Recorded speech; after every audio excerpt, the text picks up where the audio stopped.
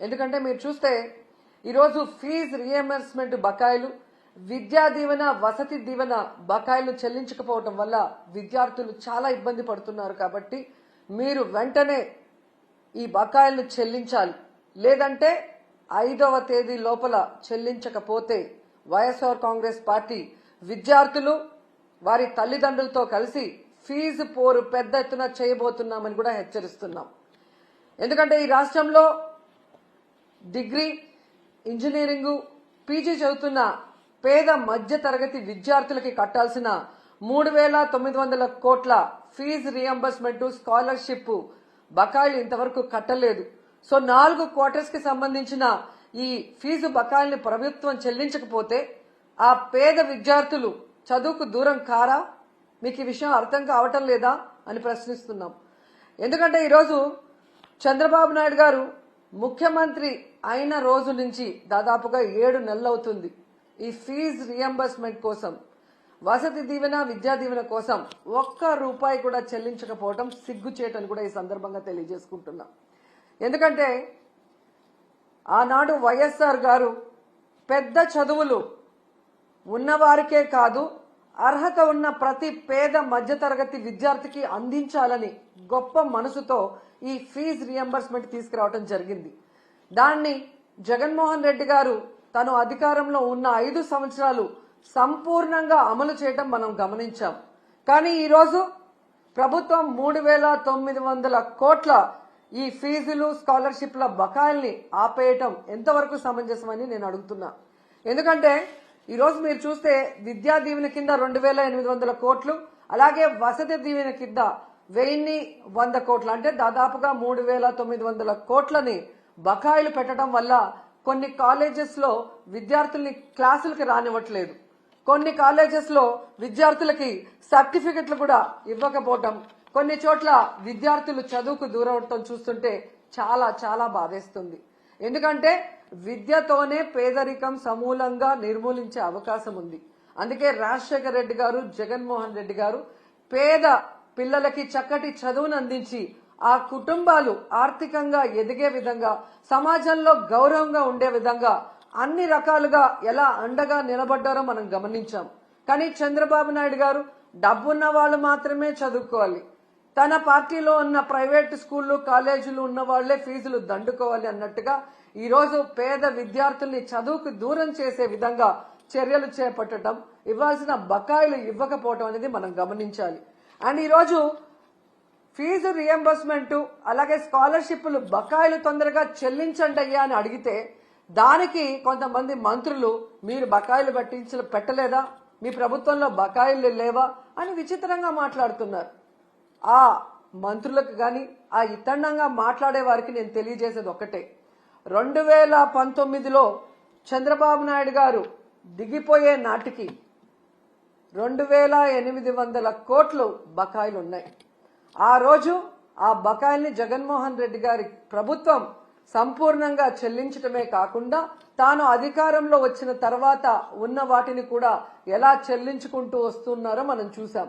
So ఎప్పుడూ కూడా ఒక ప్రభుత్వం మారినప్పుడు గత ప్రభుత్వంలో బకాయిలు ఉంటే వాటిని తీర్చాల్సిన బాధ్యత ఆ అధికారంలోకి వచ్చిన పార్టీకి ఉంటుంది. కానీ అధికారంలోకి వచ్చిన తర్వాత ఈరోజు చేతులు దులుపుకొని పేద విద్యార్థుల చదువుని దూరం చేసి మళ్లీ ఇతండంగా విచిత్రంగా మాట్లాడటం ఎంతవరకు సమంజసమని నేను ప్రశ్నిస్తున్నా. అండ్ ఈరోజు మీరు చూస్తే ఇది చంద్రబాబు నాయుడికి ఇది కొత్త ఏం కాదు, మీరు గతంలో కూడా చూశారు. ఎందుకంటే పేదవాళ్ళంటే చంద్రబాబు నాయుడికి చిరాకు.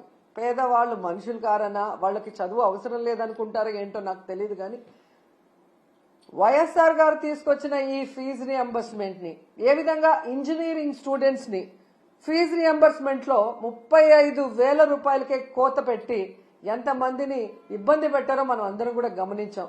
కానీ జగన్మోహన్ రెడ్డి గారు ఎంత ఖర్చు అయినా విద్యార్థికి మొత్తం ప్రభుత్వమే చెల్లించే విధంగా ప్రతి పేద మధ్యతరగతి పిల్లవాడికి చక్కటి చదువుని అందించటం ఈరోజు ప్రజలందరూ కూడా గమనించాల్సిన విషయం అని కూడా ఈ సందర్భంగా తెలియజేసుకుంటున్నా. అండ్ ఈరోజు మీరు చూస్తే ఈ చంద్రబాబు నాయుడు గారు 3,900 కోట్ల ఈ స్కాలర్షిప్లు కానీ ఫీజు రియంబర్స్మెంట్ బకాయిలు మాత్రమే ఆపలేదండి. ఆయన ముఖ్యమంత్రి అయిన ఈ 7 నెలల కాలంలో ఫీజు రియంబర్స్మెంట్ ని ఆపేశాడు, అమ్మఒడిని ఆపేశాడు, చేయూతని ఆపేశాడు, మెడికల్ కాలేజీల్ని కట్టడం ఆపేశాడు, నాడు నేడు స్కూల్స్ రెన్యువేషన్ ఆపేశాడు. అలాగే మీరు చూస్తే 0 వడ్డీ పథకాన్ని ఆపేశాడు. ముఖ్యంగా పేదవాళ్లకి చాలా అవసరమైన ఆరోగ్యశ్రీని ఆపేశాడు. ఇక వాలంటీర్ వ్యవస్థని ఆపేయటం మనం అందరం కూడా చూస్తూనే ఉన్నాం. ప్రభుత్వ ఉద్యోగాలకి ఐఆర్ లేదు, పిఆర్సీ లేదు, కనీసం డిఏ కూడా ఇవ్వకపోవటం ఈ రాష్ట్ర ప్రజలందరూ, మేధావులందరూ కూడా గమనించాలని కూడా కోరుకుంటున్నాను. ఎందుకంటే ఒకవైపు జగన్మోహన్ రెడ్డి గారిని తిట్టడానికే టైంని స్పెండ్ చేస్తున్నారు, కానీ వాళ్ళు ఎన్నికల్లో ఏం ప్రచారం చేశాం, ఏ సంక్షేమాన్ని అందిస్తాం, ఏ అభివృద్ధిని అందిస్తామని చెప్పిన మాటల్ని మరిచిపోవడం ఇక్కడ మనం గమనించాలి. ఎందుకంటే మీరు చూశారు ఏ విధంగా అధికారంలోకి వస్తే మేము సూపర్ 6 అమలు చేస్తామని చెప్పారు. ఈయన లోకేష్ అయితే మేము సూపర్ 6 అమలు చేయకపోతే నా కాలర్ పట్టుకొని అడగండి అన్నారు. ఏ కాలర్ అండి? రైట్ కాలరా, లెఫ్ట్ కాలరా? అంటే కాలర్ పట్టుకొని నిలదీసి అడిగితే తప్ప మీరు సూపర్ 6 అమలు చేయరా?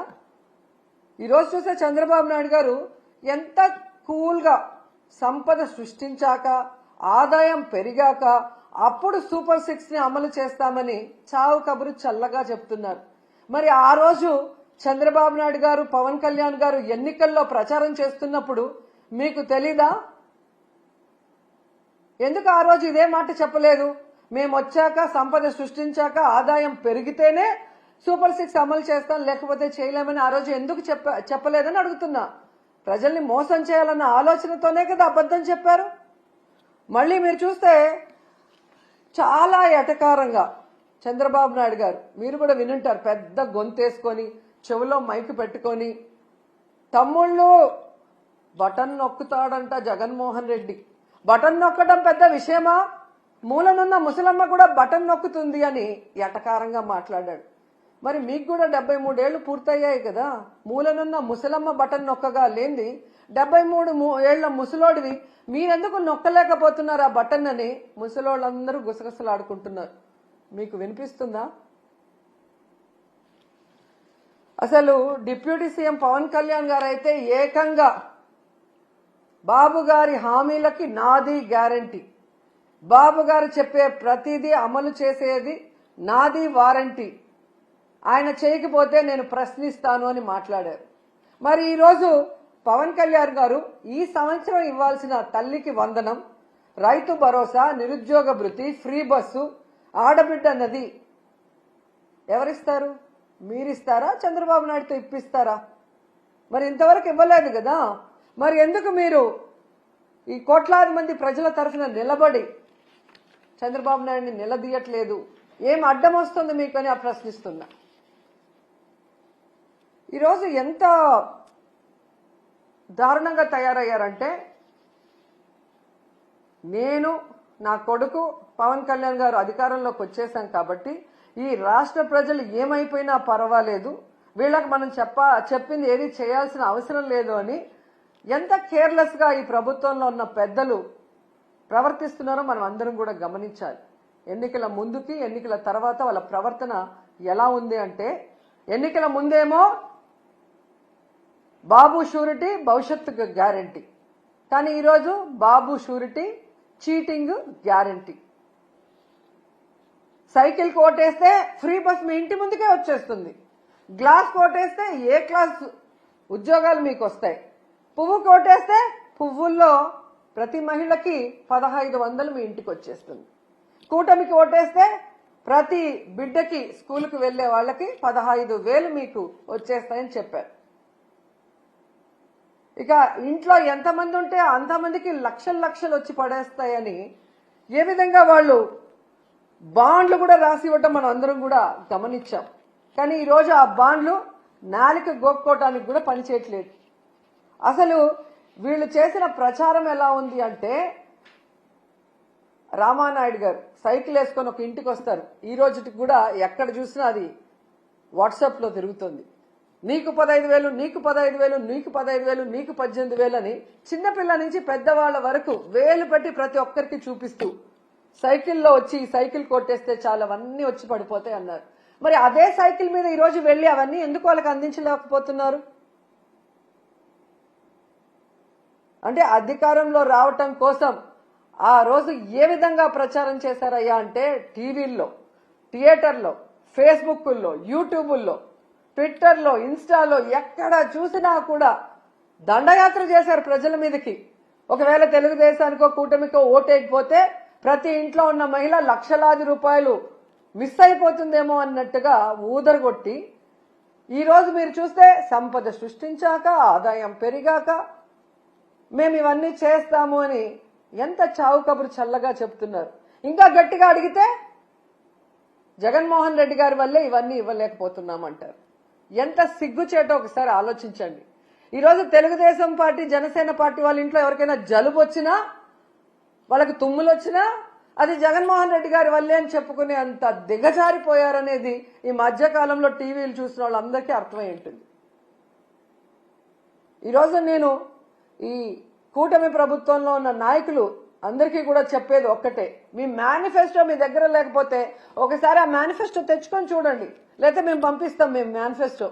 దాంట్లో క్లియర్ గా మీరు రాస్తున్నారు 14 లక్షల కోట్లు అప్పుంది, అయినా కూడా మేము సూపర్ 6 అమలు చేస్తాము అని చెప్పారు. అసలు 14 లక్షల కోట్లు అనేదే అబద్ధం. మొన్ననే మీరు అధికారంలోకి వచ్చిన తర్వాత మీ అధికారులు మీరు అంతా కూడా ఎక్సర్సైజ్ చేసి అసెంబ్లీలో ప్రవేశపెట్టారు, కేవలం 6.5 లక్షల కోట్లు మాత్రమే అప్పుంది అని. 14 లక్షల కోట్లుందని అబద్ధం చెప్పిన మేనిఫెస్టోలోనే అన్ని చేస్తామన్నప్పుడు అందులో సగం ఉన్నప్పుడు ఎందుకు చేయలేకపోతున్నారని నేను అడుగుతున్నా. అసలు ఇప్పటికీ రాష్ట్రం విడిపోయాక మొదటిగా ముఖ్యమంత్రి అయింది మీరే.